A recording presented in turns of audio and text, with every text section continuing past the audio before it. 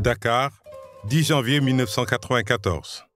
Les chefs d'État de la sous-région signent l'acte de naissance d'un espace économique ouvert et concurrentiel. UEMOA, Union économique et monétaire ouest-africaine. Objectif, renforcer et consolider l'intégration monétaire en prenant en compte la dimension économique. L'Union économique et monétaire ouest-africaine avait comme principal objectif d'améliorer les conditions de vie de ces populations, d'améliorer le mieux-être, le bien-être de ces populations.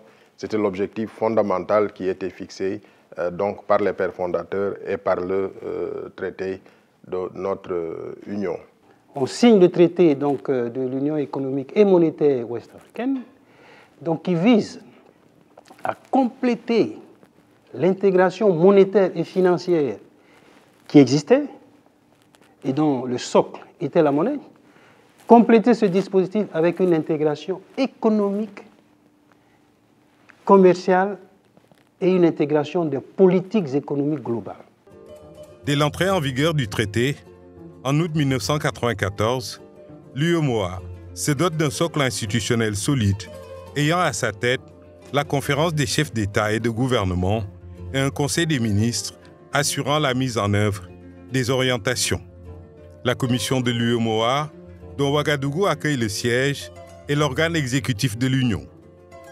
Pour compléter ces dispositifs institutionnels, les plus hautes autorités créent également la Cour de justice, la Cour des comptes et la Chambre consulaire régionale, complétées par les institutions spécialisées autonomes nées avant 1994, que sont la Banque centrale des États de l'Afrique de l'Ouest, BCAO, et la Banque ouest-africaine de développement, BOAD.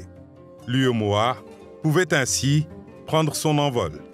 La famille s'élargit avec la création plus tard de nouveaux organes tels que le Comité interparlementaire, ayant pour vocation d'assurer un contrôle démocratique, ainsi que le Conseil du travail et du dialogue social et le Conseil des collectivités territoriales, ayant chacun une mission essentiellement consultative. Se fondant sur son traité constitutif, l'UEMOA élabore un cadre juridique et réglementaire visant une harmonisation des législations nationales de ses États membres. Pour financer le processus d'intégration, l'UEMOA met en place un dispositif innovant, le prélèvement communautaire de solidarité, PCS, un prélèvement opéré sur les importations des produits en provenance de pays tiers, un dispositif qui épargne ainsi l'Union les difficultés de mobilisation des contributions de ses États membres. Dès lors, l'UEMOA pouvait se consacrer notamment à la mise en place d'un marché commun, à l'assainissement du cadre macroéconomique et aux politiques sectorielles. De multiples réformes sont engagées dans les grands secteurs de l'économie, donnant ainsi naissance à plusieurs politiques sectorielles. De l'industrie à la paix et la sécurité, en passant par les mines, l'énergie, l'agriculture, l'aménagement du territoire, la santé, le développement humain et culturel. À la liberté de circulation des personnes, des biens, des services et des capitaux, s'ajoute le droit pour tout citoyen de l'Union de s'établir et d'exercer sa profession dans l'État membre de son choix.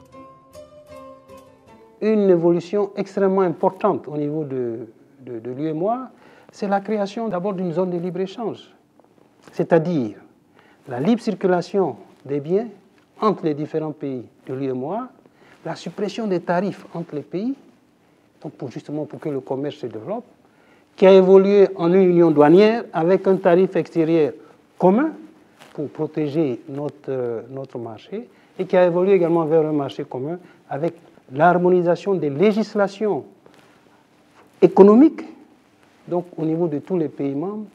Parallèlement, et pour renforcer la bonne gouvernance économique, l'Union met en œuvre une surveillance multilatérale par le respect des critères de convergence, tout en se dotant d'un code de transparence pour la gestion des finances publiques.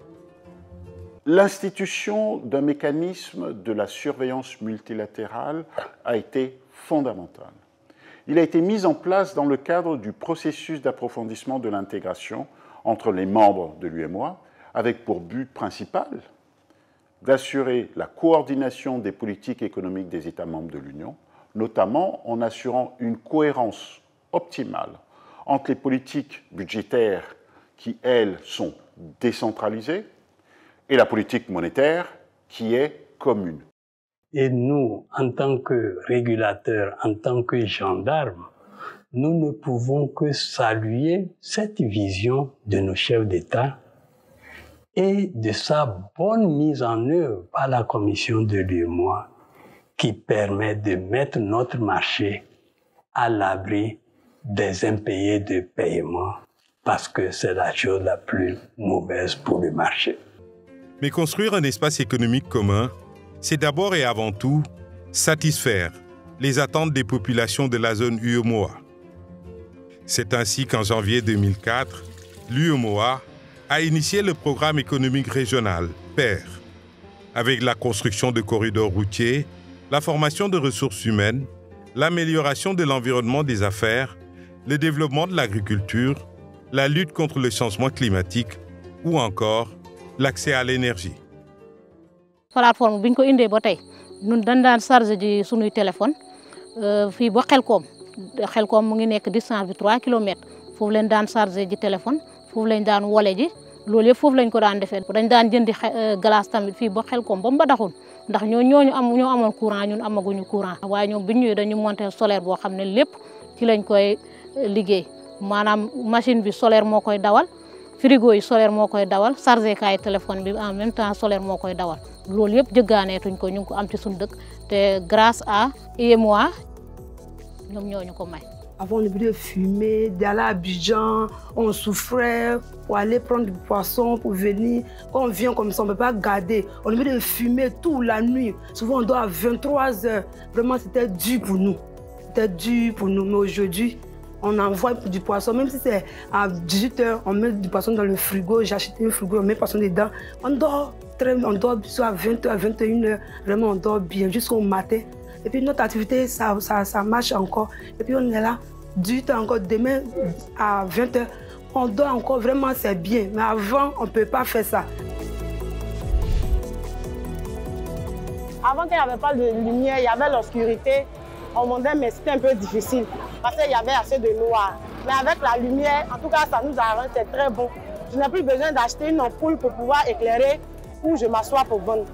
Donc, l'arrivée de la lumière est un avantage pour nous. L'appui de l'UEMOA nous a été très favorable puisqu'ils ont concédé à nous donner une somme de 200 millions qui nous a permis de faire ce magasin et les bureaux pour la coopérative en attendant que les activités démarrent.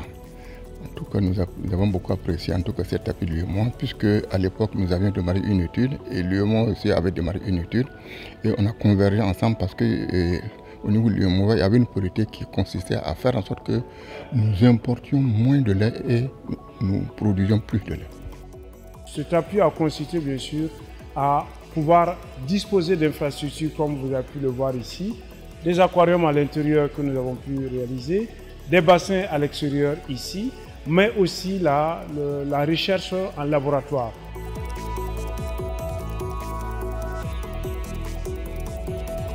Cet appui a permis vraiment d'impulser un réel développement de la recherche sur cette espèce qui est la principale espèce d'aquaculture bien sûr en Afrique et dans notre zone particulièrement, qui est le tilapia.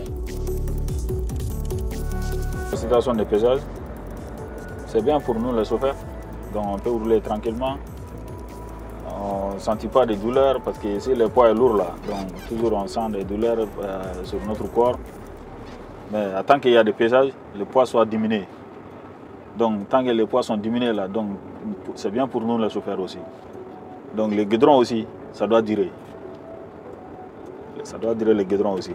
Mais tant qu'il y aura beaucoup de poids là, des surcharges, des volumineux, donc c'est pas bien pour le guidron, c'est pas bien pour les chauffeurs aussi. Près de la moitié des riverains du littoral étaient obligés de libérer les lieux pour un habit sûr en attendant les travaux. Maintenant que les travaux ont été réalisés, et on est en train d'élaborer un plan d'aménagement du littoral pour pouvoir les réinstaller. Donc, dans ce plan, il y aura l'installation, l'entretien des ouvrages et le plan de suivi de l'occupation.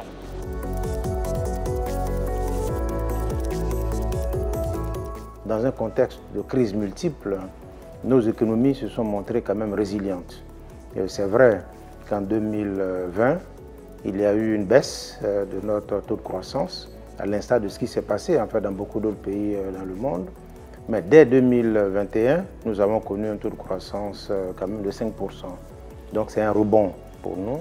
Et tout ça, on le doit en fait à la stabilité de nos cadres macroéconomiques, aux efforts qui sont faits par nos pays. Nous avons fait face à des chocs multiples ces dernières années.